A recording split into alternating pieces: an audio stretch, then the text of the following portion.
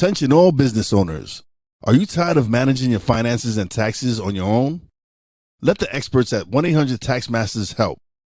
Our team of experienced professionals offers a range of services to help you keep your finances in order, from personal and business tax returns to monthly accounting, quarterly and annual tax planning, and virtual controller and CFO services. With our virtual services, you can get the support you need without ever having to leave your office. Don't let taxes and finances stress you out any longer. Visit www.1800taxmasters.com today and let us handle the numbers so you can focus on growing your business. And welcome to another live episode of Stuck in My Mind. I'm your host, Wize. I have a very special guest. She's a best-selling author, an executive coach, a keynote speaker, and a fellow podcast host. Welcome to the show, Tiana Sanchez. Well, thank you for having me. It's a pleasure to be here. The pleasure's all mine. All right, so let's just jump right into it. Let's get to it. Right. So, tell me the story about a hot dog and a stick. So I had to ask, do you all have one where you live? No, we don't. Okay. So I do have to tell the story. So hot dog on a stick it's like have you heard of In-N-Out? Yes, In-N-Out. Okay. Yes. All right. So I look at it's like the hot dog, corn dog version of In-N-Out. So very limited menu. It keeps it real concise. So we have lemonade, hot dogs on a stick, and corn dogs and cheese on a stick, right? So that's ultimately the menu. So when I was 16 years old, these were all the rave in malls, right? And so 16 years old, looking for a job, and I go into the mall and I apply, and I get this opportunity to work for this company called Hot Dog on a Stick. Now, let me tell you, it may not sound like much to some of your listeners, but let me tell you, this was the spot to be in. If you were a teenager in high school, like everybody wanted to work at this place. It was popular, and it had these really interesting uniforms. So we had to wear like these really big hats, and we had shorts and like tank tops, and the colors were super bright. Okay. So I started working at this company and early in my career, and I actually got promoted, became a manager at 17 years old. So imagine, I don't know what you were doing when you were 17. I wasn't a manager, that's for sure. Exactly. Most of us were not. So managing at 17 years old. And I'm like, do I want to do this? Should I say yes? Should I say no? And I said, you know what? Can I think on it? They gave me a day, thought about it. And I said, you know what? Yep, I'm going to say yes, because I didn't want the regret. And so literally 7.5, almost 8 years later, I ended up staying with that company. And really the catalyst of where I am today, which is an entrepreneur, owning her own company, working, podcasting, as you mentioned.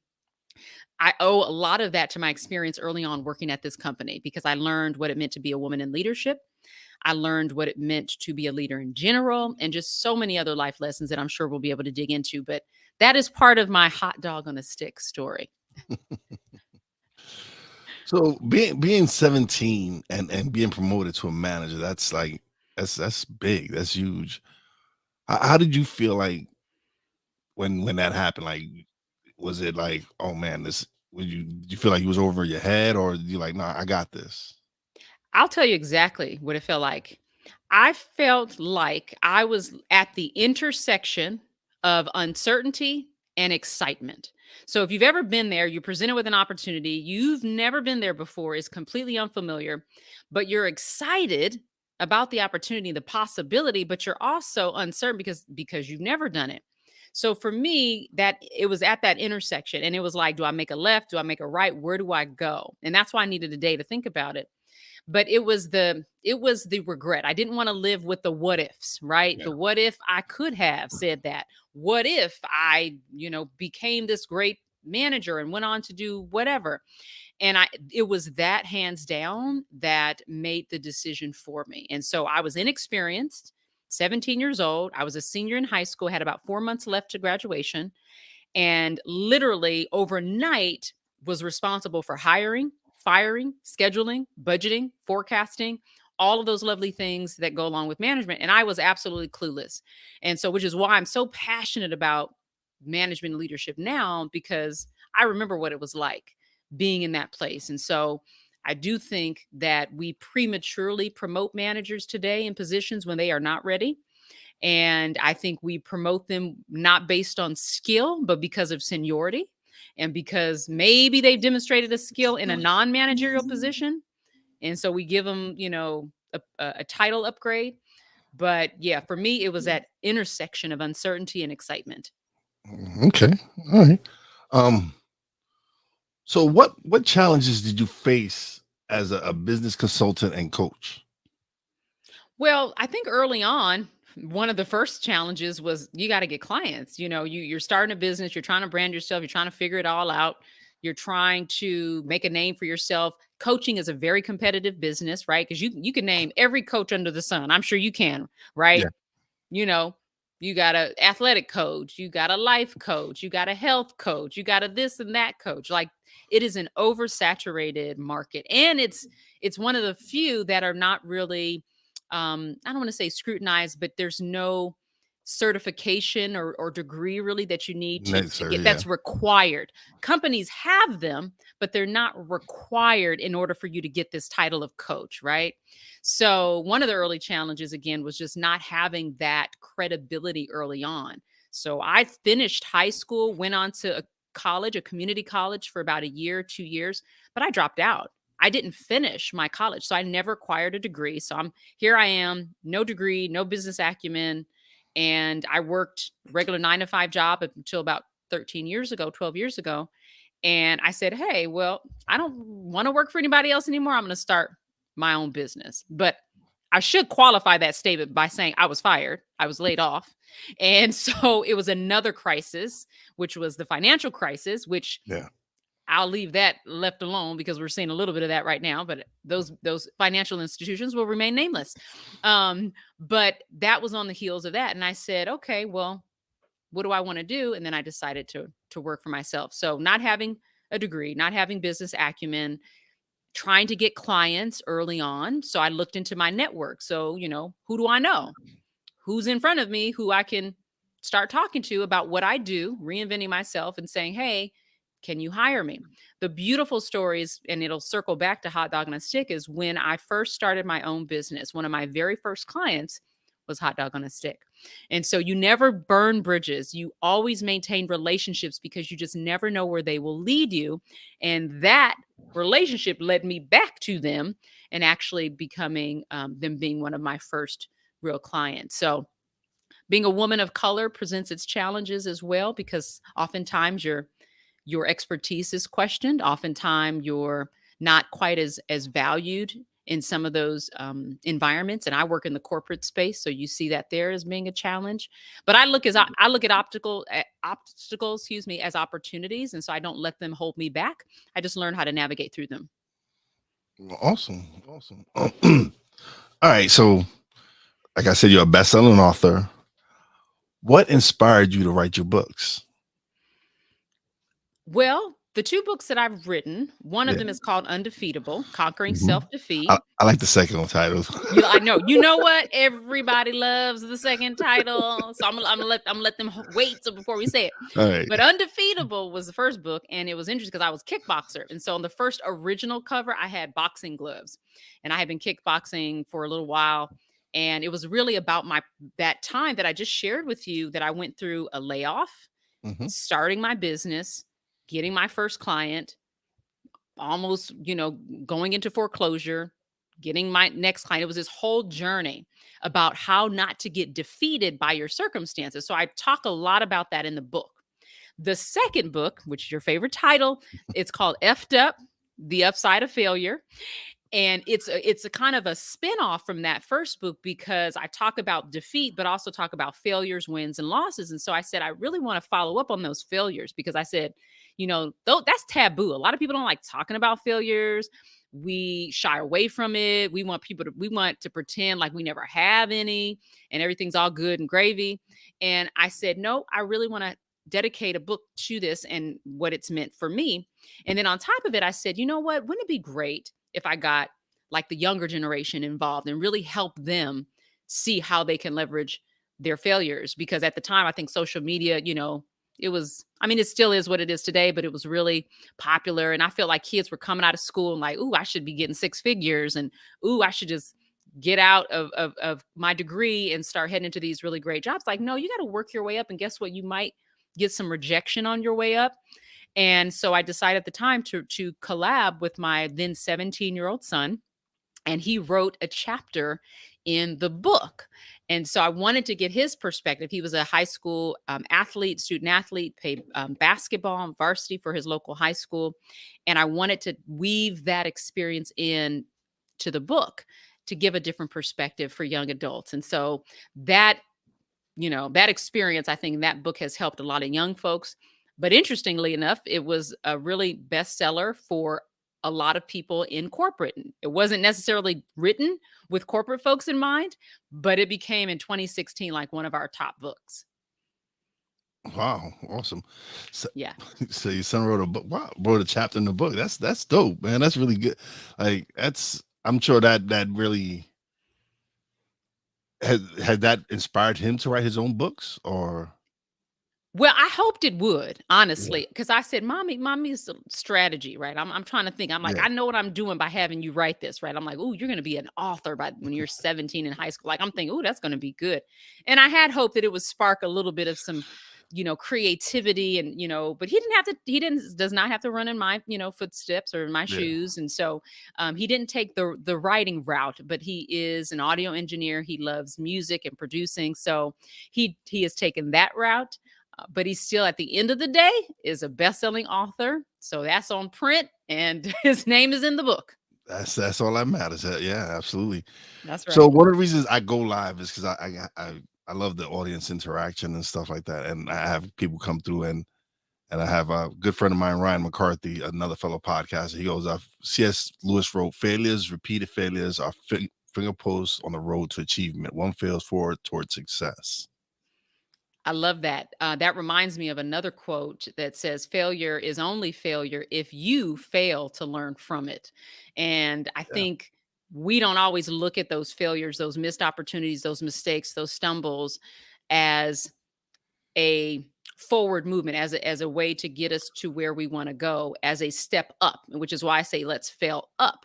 You can fail down, but if you fail up, you ask yourself questions. Instead of saying why me, you say what's next. And so you take that victim language away. You should still explore why you failed, right? yeah, There is greatness with questioning, right? What happened? What could I have done differently? Where did I miss the mark? and I What go wrong. resources Yeah, did, yeah, exactly. Where did I go wrong? And so with questioning, but you do shift that language instead of saying, well, why me? Why did this have to happen to me? Why am I the one going through this? And we could get stuck there. And that's where the defeat, we can get stuck there. But if we move and shift from, there's a time for reflection, but then we move on. Okay, boom. Now what's next? What do I need to do now? That just keeps you on that trajectory and that path forward. So, no, great comment. Thank you for sharing that. no, and that's it's crazy because I had a guest on during the summer last year, and one of her things was she commended me because I was doing live video, and she was like, uh, I'm I'm just not ready to do video. I'm waiting till the time is perfect till I'm good at it." And my thing was, no, you're failing already, because if you're waiting for perfect, it's never gonna happen.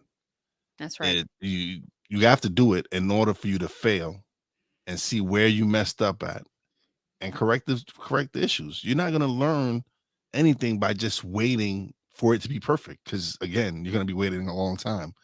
And so it That's made right. sense. Now she's doing videos, and it was just great to have that conversation and she see that you can't wait for it. You can't wait till, like, my nephew, when I first started, and I did my first episode, he was like, "Nah, we can't release it. We can't release it. We gotta wait till we get good at it." I was like, Mhm. "Nah, I want people to see the progress. I want them to see where I started from, where my quality to my audio to everything."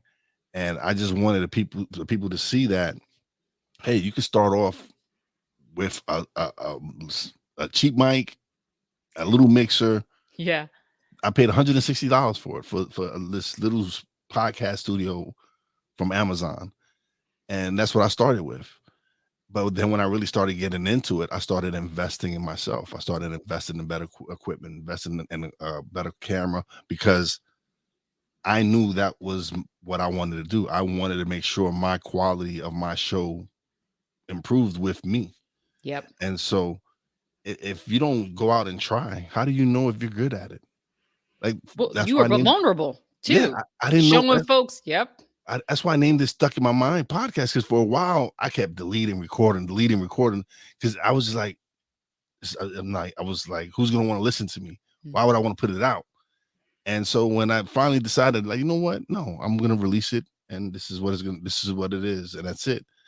And if it wasn't for that, I wouldn't be wouldn't be where I'm at now, talking to you, talking to so many different people, and it's helped me grow as a person. It's helped me develop because of all the conversations I've had, all the people I've been able to learn from, and it started with me finally deciding that, let me just take this risk. Let me do it. Let me not be afraid. Let me just put it out there, put And myself out there. you mentioned 3 things just in that span of time that I thought was great: the risk, the fear, and you were vulnerable. And those 3 things, often we have issue with those 3 things. Number 1, being vulnerable, like showing people the behind the scenes, right? Yep. You know, what's going on behind the scenes, the mistakes, like I said, the mess ups, the stuff that didn't go great and didn't go well. You know, and I think when we see people, you know, again, celebrities, athletes, whoever, anyone that's out in a public figure, and we see them doing great, I always say we see the after, we don't see the before. Yeah. We don't ever get to see the before when they got rejected on the 20 auditions they went in, the 5 teams that traded them, whatever it is. We don't always get to see that. We see the after, and we're like, oh, they just showed up. They jamming, they the bomb. Yeah. But we don't see the other part of it. And that is, I think, twisted our thinking and how we should experience this. And again, that vulnerability that you described is really that. It's like, no, I'm working my way through this process. I want you to see this is the real deal. This is how it's done. And it's okay. You mentioned fear, like being afraid. I think that's another thing in the book. Both books, actually, I talked about 4 types of fear that we may encounter. The fear of failure being one, the fear of, more responsibility, the fear of uncertainty, that in and of itself. And I talk about that intersection of uncertainty and excitement. And so there are fears that oftentimes, again, hinder us. But then you mentioned that other area, which was risk. You talk about taking a risk. So the fear may be there. And sometimes we do it afraid. And sometimes we have to, challenge that fear.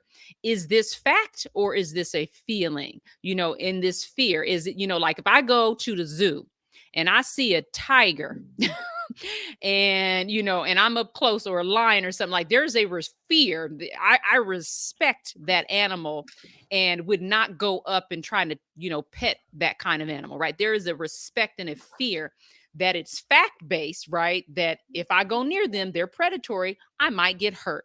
It's not just a feeling that's telling me you should be afraid of launching your business because you're going to fail. Well, that's a feeling. You don't know that to be true. Will you experience failures? Probably, but it doesn't mean you are a failure. So those things that you just described, and looking at risk, low risk, high risk, medium risk, vulnerability, and fear, often play out when, with folks as they're starting their business, become an entrepreneur, or what have you. So you're a great example for what I'm talking about.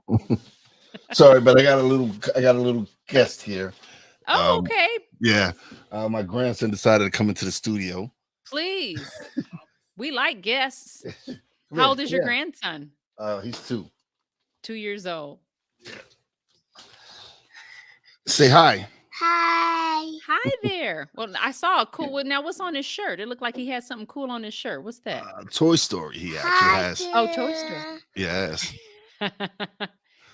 Thank you for showing up just for me. Oh no, he shows up. He shows up. Oh, darn! I thought I was special. No, he's the first time he's on my show. This is the first time he's on Stuck in My Mind. But I do sports talk radio show with some friends, and he's a frequent guest. Gotcha. A ball, yes. Yes. Okay. All right. So my next question is gonna be Okay, yes, puppy. Hold on. So what can business owners do? What kind of okay? Hold on, puppy. Go right, go ahead. Go. Yeah, no. No, that's no. Go. No, I'm not giving you that. Here. You gonna go out? No, I can't give you that. Go. All right. So, how can business owners develop a resilience to face the challenge and obstacles that they're gonna face? Well, if you're a new business owner, right? You different types of business owners. You got a new business owner, you got a business owner that's growing their business, you got someone who's kind of really mature, maybe looking to scale their business. So, as a new business owner, you have to come to the realization of what you don't know and find people who know that. You have to surround your people that don't do what you do, or do what you do it better, because you are wearing a lot of hats in the early stages of your business, of your startup, and you need to start delegating that. You need to get yourself a team, and that could be one person, could be your team for a long time. But you need to make sure that to really be a business owner and not just have a hobby, but actually have a business, you need to start building a team. Surround yourself with people that can fill in the gaps of where you can't do the work, or you don't want to do the work, or you're not skilled at that, so that you can do the thing that you are skilled at and you can focus on that. So for my startups out there, that's one great, I think, piece of advice, and just overcoming some of the early challenges. You don't have to do it all yourself. And here's the honest to goodness truth. You will not do it yourself. No one who's ever gotten anywhere in life, success or otherwise, has done it on their own. So if they've said they've done it, they're not being honest. So no one has gotten anywhere by themselves. Okay. No, If no, you're a they haven't. mature business and you're seeing some growth, which is kind of where my business has been, right? So we've grown tremendously over the last couple of years, knowing when to evolve your business. So right now you may have core product offerings that you provide your clients, right? Are those product offerings sustainable for the long run, for the future, right? Or do you need to evolve and consider maybe a new market space that you may need to enter, perhaps a new industry, perhaps revamping some of your products? For example, the greatest example is going through the pandemic. We all shifted, right, from in person to virtual. So if I am delivering a product or service, I would have had to adjust and evolve to meet the needs of my clients in a non-live setting, in a remote virtual setting, right? A lot of us had to Okay. do that anyway. Yeah. That's just one example. But you think of technology, you think of AI, you think of the metaverse, you think of all these things. How is that impacting the services that you provide, right? So again, if you're a growing business, you may want to look at how is my products and services sustainable? Do they need to evolve? And if you're a business that's scaling, and I'm honestly not there yet because I don't know if I'm ready to scale, if I want to scale. It's just kind of those things that's been in my head for years. But, so I say this with all love, and what I would like to do when I do scale, um, is look at, for number one, I want to look at if I want to leave a legacy, if I want to, keep the business in house and determine what that looks like for, my family and things like that. But also globally, I think we need to look at a global reach and how we might be able to partner and align with companies outside of, I'm speaking in the United States, that might be able to utilize our services and things like that. I think it's important for you to do your research if you do decide to scale, or you're looking for an exit strategy. Hey, I'm looking for someone to buy my company. Do your research, make sure their core values and missions align with yours. Sometimes I was just listening to another great podcast show, and they were interviewing this business owner. And he's like, yeah, sometimes when companies buy another company, they lose the soul of that company. And that really stood out to me. And so you want to be careful, because it is your name, you're part of your legacy, who's buying your company. So some of the obstacles, I think, again, just thinking about off the top of my head, and never get complacent, because another pandemic could be just right around the corner, another chaotic event. And the question is, are you ready? And and it's crazy because I launched my podcast during the pandemic, and one of the things me and my nephew we spoke about was, if you didn't take this time during the pandemic to learn something and grow and develop yourself, then it was a waste. It was like, what did you do? And I got furloughed from my job. I was out of work for a few months. I was getting paid extra money, and what I take, people went and spent that money on clothes, on nonsense. And What I did was I invested in myself. I invested in courses. I invested in Mike. You see the equipment that I'm using. I took that and felt like I need to grow and learn and develop. And so I just took as many courses as possible. And I was just learning. I started connecting, networking with people, started getting coaches, mentors, people to help me out, develop and grow. And so that's how I've been since 2020. It's just been building, growing, networking, developing. Again, everyone should get a mentor, a coach, someone who what knows what you want to do. Like if they good at what you want to do, you should actually get a coach. Find someone that knows what you want to get involved in, what you're doing, and that they're good at it. And what is that called? That's help. That's a Yeah, resource. Like I said, nobody gets anywhere without well, some help. help. So that mentor you have, that coach you have, that whoever, that pastor you talk to, your professor you go see every once in a while, and you asking them for advice, that is still help. That is support. So absolutely what you said is great. No wasted space for you. So what approach do you take when coaching and developing leaders? Well, I love to take the developmental approach, and I'll explain what that is. So, there's different coaches out there. We talked about that already. It's a saturated market when you're dealing with any kind of coach, in different types of industries. But on the corporate side, it's even more saturated, I think. And so, there's a couple of different types of coaches. I think there's one coach that says, "I'm going to work with you because you're experiencing problems." So, usually, what happens, someone reaches out, HR, CEO reaches out and say, "Hey, we need a coach for so and so." For this manager over here because they're having problems within their department. They're having issues, conflict, there's trust issues, and so forth. And so, hey, we need to get them some help. So, that kind of approach is more what I call remedial. So, there's an already existing problem. It's a reaction to something that already exists. Okay. The approach that I prefer to take is what I call developmental. So it's not remedial, it's developmental, which means there is a CEO or HR that says, "Hey, we want to promote so and so," or "We've just recently promoted so and so, this new manager.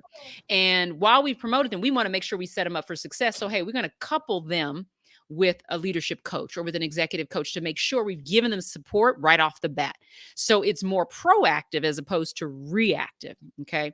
So when I do that, I'm usually called in. I meet with them initially. We even have what we call chemistry calls. And so part of coaching is all about the chemistry. And so I will have a set of my approved coaches that work with on my team. And I say, okay, the client, I'll say, pick the person that resonates with you. I'll give them a bio. Who do you want to meet with? And so we'll set up what we call chemistry calls. They'll meet with one, two, three people. And then from there, they'll decide, okay, I like so and so. I like, Coach B. And I'd like to, have a one off call on them again. I'd like for them to be my coach or something. So the chemistry is a really big part of it. I remember once, Wise, I had a woman that I was coaching and her company had picked her for me. She had no involvement in the coach in selecting me whatsoever. So in our first face-to-face meeting before COVID, we met and, I'm getting to know her, asking questions like I would normally do. And I would never forget because she flat out told me, she was like, "Well, I don't really trust this process because I didn't pick you. And I had nothing to do with selecting my own coach. And I just don't really agree with how this was done." So she was not holding back. She clearly told me how she felt.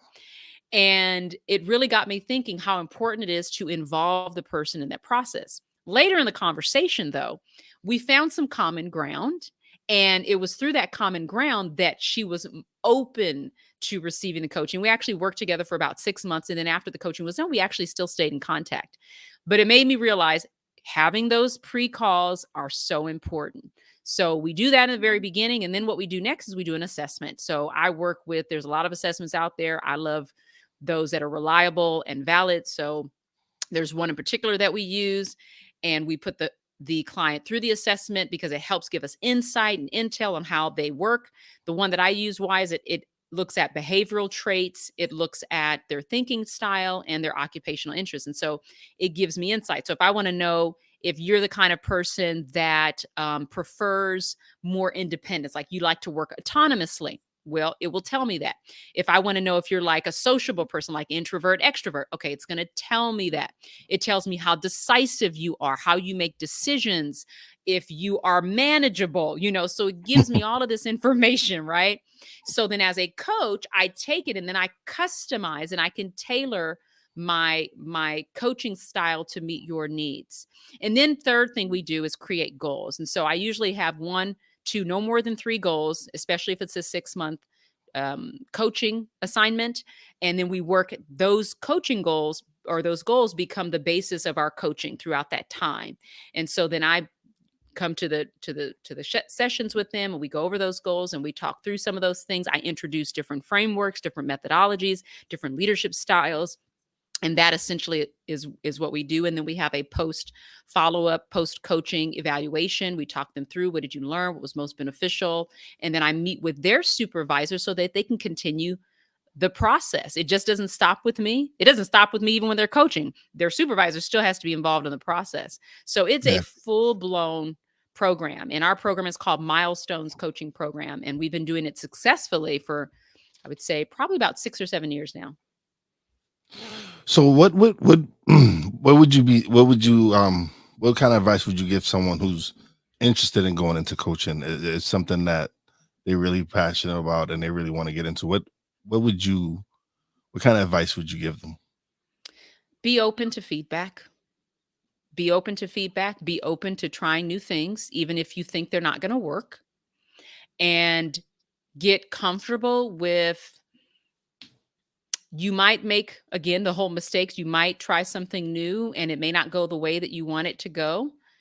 And you have to be willing to continue to try it. One of the biggest things, and I've actually turned down clients for this, is if they're not coachable. And it's a kind of a phrase that us coaches will use. Are you coachable? Meaning, can you receive feedback? Can you receive guidance? Are you willing to try something new? Are you going to be resistant to the feedback or trying something new? Because if you are, then this is not for you. Yeah. Coaching really is not for that person who is stuck in their ways or makes the statement. If you've ever had somebody say, "Oh, I'm just like this. This is just who I am," right? To me, no, that's who you're choosing to be, Be. Yeah. because all of us have the capability to change, to adjust, to amend our behavior in some capacity, right? So I find the people that take that stance to say, "Oh, I just am who I am. You just got to adjust to me. You just got to get used to, that's my style. That's how I manage. That's how I lead." And there's people that seasoned, right, that's been in Yeah. management a long time, right, that say that. Oh no, you're choosing to do that. And so they would have to really be receptive to feedback, because if not, then it's not going to be for them. It's not going to work. Yeah.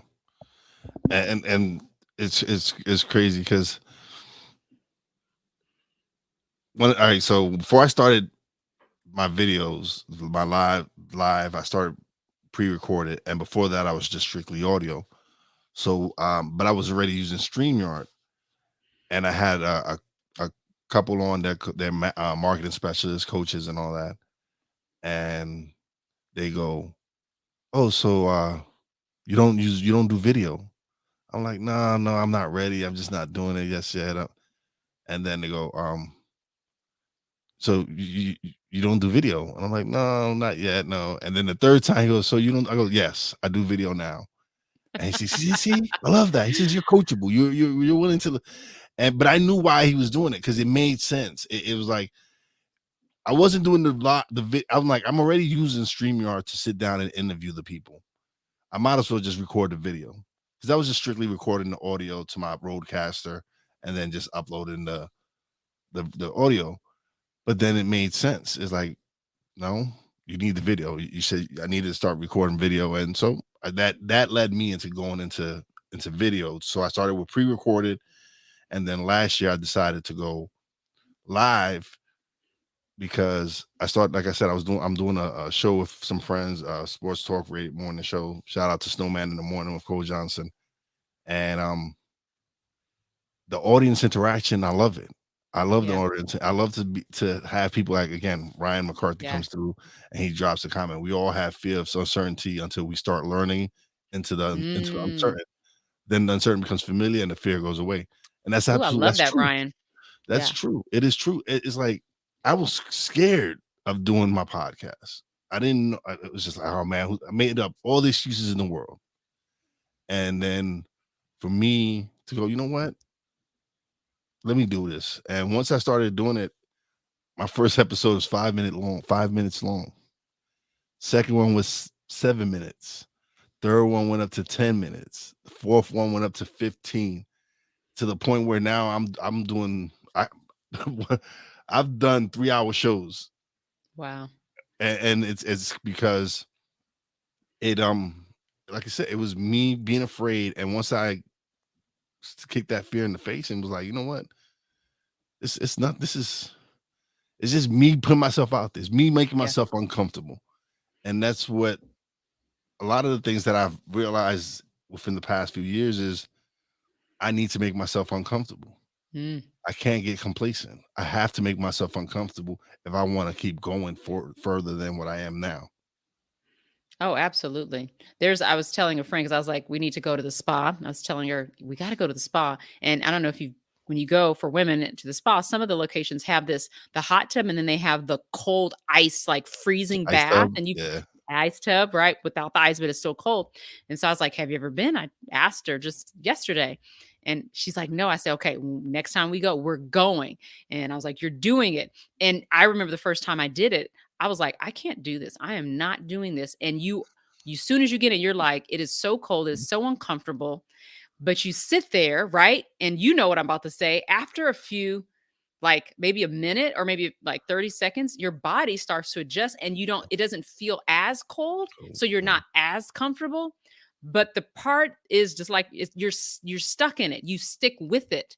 You don't just give up at the first moment of uncomfortability, right? Yeah. And so you have to, and I hear this phrase all the time, get comfortable with being uncomfortable, but we got to teach people how to stay in that space, how to be uncomfortable. So for me, it might be, getting on an airplane every couple of weeks, every month, because I'm not a fan of flying, but I do it. It might be getting in that ice cold bathtub or taking a cold shower every once in a while because it's doing something healthy for my body. It might be getting up at 6 a.m. and running 3 miles. I don't want to do it. I don't feel like it. I'm still sleepy, but I'm going to do it because I know there's a value and there's a benefit. So I think that phrase is okay, but we got to tell people what that means and what that looks like for them. What does that get comfortable with getting uncomfortable mean? I'm a girl grew up in a, lower, not even middle class family with two other siblings in Los Angeles, no degree. Who thought I was going to be, writing a book and owning a business that is doing well, and podcasting and all of these other things? And so, but it was sticking with the process. It wasn't Yeah. giving up. It wasn't giving in. It was being uncomfortable at times, being in spaces where people are like, oh, where'd you graduate? Oh, I didn't, you know? Oh, He was like, well, we talking about the school of life? I graduated from the school of life yeah. now. Hard I knocks. have a School of hard degree in knocks. that. Yeah. Hard And knocks. Exactly. yeah. I have a And, that, degree in and, that. and So it people was ask you, yeah. mm-hmm. So it's learning how to navigate that. And it looks differently for everybody. But you got to find those spaces where you're uncomfortable, and you have to go toward the uncomfortability and not away from it. Yeah, absolutely. And that's the trick. And just like you, I'm from one of the worst parts in Brooklyn, New York. Where I was raised, it was East New York, Brooklyn, and it was the thing about it though. It was a rough neighborhood, and if you made it out of there, it was great. There's still people that still have family over there and everything, but you was either going to jail or you're going to end up in the morgue. Mm-hmm. Not many people are successful from where we come from.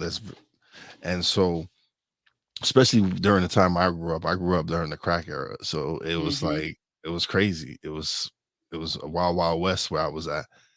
And for me to get out of there without going to jail.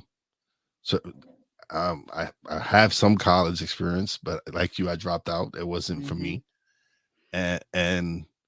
But look where I'm at now. I have a highly rated podcast. I have a production company that's growing, that's picking up some momentum, and I've decided to go into coaching because it's something I love to do, is to be able to help people and doing the show has built up my confidence to the where I feel like, and I've had people comment, I've had guest comments say, "Yo, why don't you go into coaching? Why don't you will make you have the patience and the thing to be a good teacher?"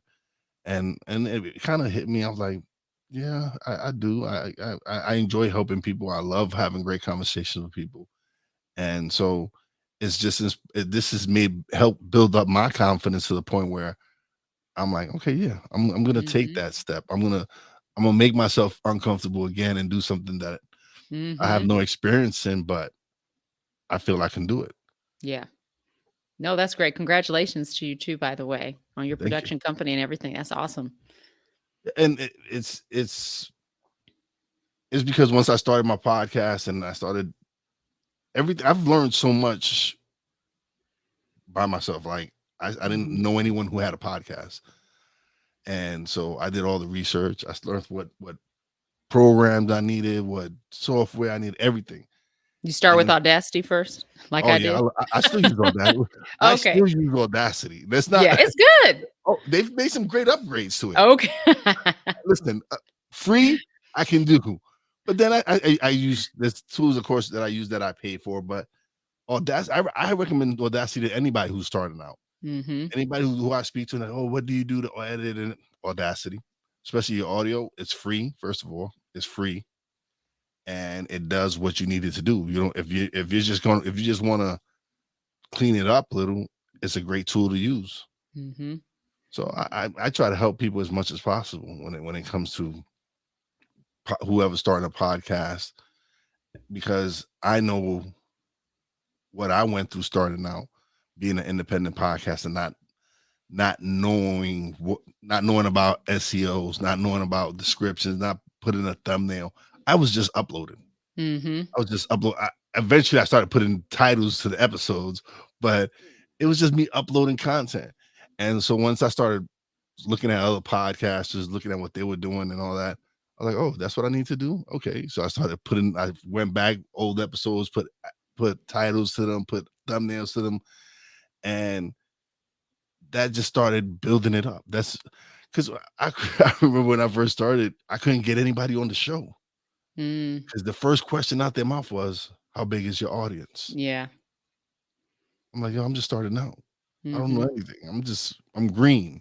I'm like, Mhm. "Oh yeah, come back to me when you got some numbers." Right. And but I kept asking people. I started making connections, networking with people, started getting guests on, and then that's when people started going, "Oh, he's got a pretty good show. Let me reach out to him." And I had started getting people reaching out. Hey, I want to be a guest on your show. I was like, okay, I'm doing something right if now I have people wanting to be on the show Mhm. compared to when I first started and no one wanted to. No, no, thank Right. you, not interested.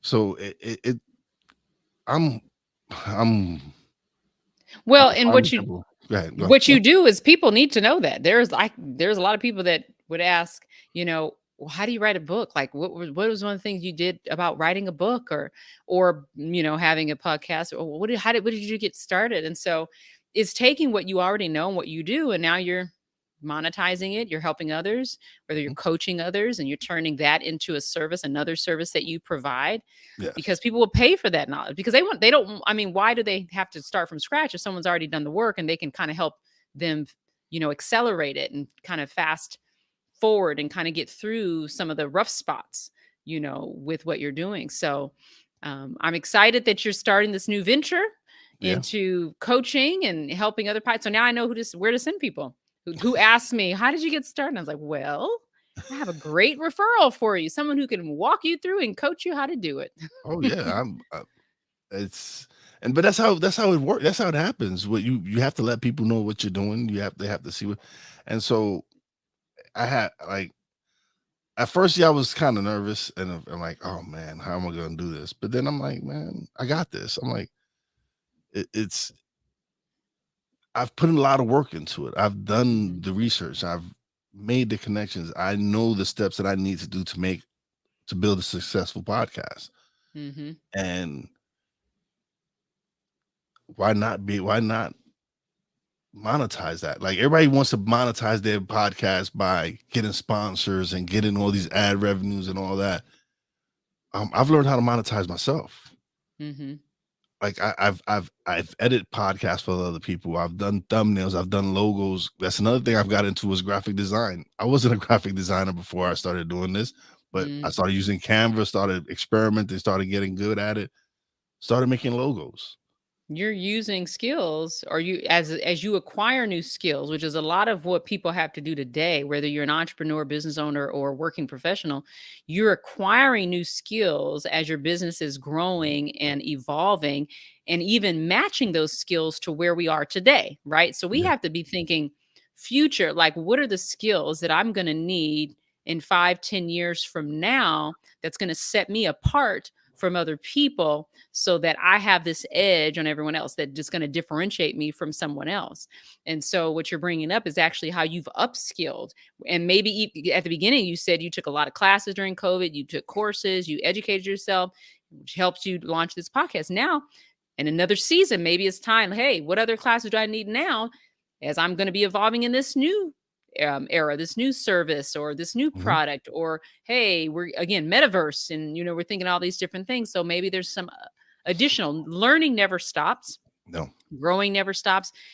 I always consider myself to be a lifetime learner, a life learner. If you ever get to the place where you feel like you've learned everything that you can learn, that you like, I'm good, like I don't need anything else, then you have stopped contributing to the greater good. And I don't think any of us ever want to feel that way. And so always find something that you can do to continue your learning and growing as an individual, outside of your business, but just as a person. So I have a question for you. Someone, Lloyd Phillips, would like to know. Well, he would actually like to know more about TSI. Yes. So TSI is Tiana Sanchez International. We are an organizational training and development firm here in Southern California. And we provide a whole host of services, including employee engagement surveys. We do individual assessments, as I mentioned, part of our coaching program. We provide coaching through our coaching program called Milestones. And then we also do leadership training and development. So I told you very passionately, I am wanting to help those managers, those mid-level managers, because the reality is 8 out of 10 managers are miscast. And when I say miscast, that means they are in the wrong positions. And when you think about it, that's a lot of people. That's 80% of managers, right? And so when that happens, there's a lot of implications, cost implications, turnover, attrition, morale, productivity. And so you're not just going to go in and say, well, we're going to fire all of our managers. You're not going to do that. And I hope you don't do that. That's not what I'm telling you to do. But I'm telling you to reskill them. You may need to reskill them, to retrain them, so that you can retain your employee and your workforce. And so we provide the resources, the education, the strategy, the assessments to help companies do that. So usually my best contact into an organization is through their HR department, their chief HR officer, their VP of HR, someone in that capacity, or chief people officer. Sometimes if they're a smaller company, it's their CEO. It might be someone in the C-suite, their COO, their CEO. And that's usually who contacts me. Lately, we've been doing work with local government. So it has been city managers, deputy city managers that have reached out to us. So that is essentially some of the work that we do. Awesome. That's great. Yeah. It's like you was talking about earlier. I know it. Doing this, being a woman is hard, but like you said, being a woman of color, you Yes. face a whole completely different set of obstacles. It's it's hard already doing it as a woman, but again, like being a woman of color is not easy. It's people are going to question your skills, people are going to question your talents, and from what just from this conversation, I see you be putting them in their places. You be showing them like, yo, I know what I'm talking about. Right. And my mom would say I was talking since before I came out of the womb. And my grandmother would say I was sassy, probably a little stubborn, or maybe this term you've heard of, ornery. Mhm. It's a little Southern term, but I've always had this I think this um fierceness, this kind of outspokenness, I think is what it is. And even to the point where my Instagram handle is like a real boss. So my podcast is like a real boss, but my handle is like a real boss lady. So I would consider myself to be very assertive, but even that assertiveness has been mistaken for aggressiveness. That assertiveness has been mistaken for intimidation. I had a gentleman tell me once in a meeting, and I was bringing an issue to the table and shared with him my concerns and articulated very, very clearly, I thought, in very calm tone. And he turned around and said, "You know what, Tiana, you're very articulate. And, but you're intimidating." And this was 2 years ago, maybe two, maybe three. So it wasn't that long ago. And of course, this is again, when you think about our reaction and response to things like that, I just pull, I said back to him, okay, well, can you give me an example of what I said or what I did that was intimidating? And he didn't have anything. He didn't have anything whatsoever. And he just simply said, oh, well, not to me, but to others. And people make those kind of blanket statements to others. I'm like, okay, well, you're deflecting. So either you're not being honest, or you were caught off guard by my comment and you're just making stuff up. So, there's still comments and things like that can happen. But again, I look at opportunities and not obstacles, but they are there, and there I see them with people around me. So we have to recognize this is Women's History Month, and I'm proud and excited to see women being recognized and honored and celebrations happening. And I just hope it doesn't stop here for the month of March. Like Black History Month shouldn't stop at February. It should continue on throughout the year, right? So let's not stop, everybody. Let's keep forging ahead. Oh, absolutely, definitely. And it's been great being able to sit down and speak to you and actually have you on the show. I love the fact that I get to do this and I get to speak to people and learn in the process. And so thank you so much for being on the show. I greatly appreciate it. But now is the part of the show where you get the solo screen and you get to plug away. All right. Well, I'm gonna take the screen. Thank you so much. If you enjoy what you've heard here today, or if you need some of the services that I described, please reach out to me. I'd love to connect with you on LinkedIn, Tiana Sanchez, or you can visit my website, tianasanchez.com. We actually have a Propeller 360 assessment for you and your organization. You can fill it out. It's free. You get results. It's our scorecard for you. It's like a free scorecard. You can also email me at tiana@tianasanchez.com. You can find my books on the website. I'd love to connect with you. All right. Don't leave just yet. We're going to chat a little bit off the air, but let me close out the show. But again, I appreciate you being on the show. This has been great. I love having wonderful conversations like this. This is why I do it, to be able to speak to people like you, and hopefully people out there learn something, or people got inspired from what we're doing here. And that's why I do my podcast, is if I help one person reach a goal or inspire them to do something, then I'm doing what I'm supposed to do. So thank you so much. But thank you. It's been my pleasure. It's definitely been my pleasure. But don't leave just yet. Okay. Bye. All right, everybody. It's time for shout outs now. Big shout out to everybody in the chat, man. Ryan McCarthy, Lloyd Phillips, Obama, I know that's you, Facebook user, because I saw it on Facebook. Big shout out to the BS3 network, which we air on Monday, Tuesdays, Wednesdays at 4 p.m. Central Time. You can download it on Roku, or from the Roku channels. Big shout out to my Real Wise fam, Poppy J, Brandy J, love you guys. Big shout out to the boss lady, Fina, appreciate you, baby. Big shout out to Tiana Sanchez for coming through and having a wonderful conversation. And as always, a big shout out to all the essential workers out there. God bless y'all. Be safe. You know your boy Wise does it. Peace out.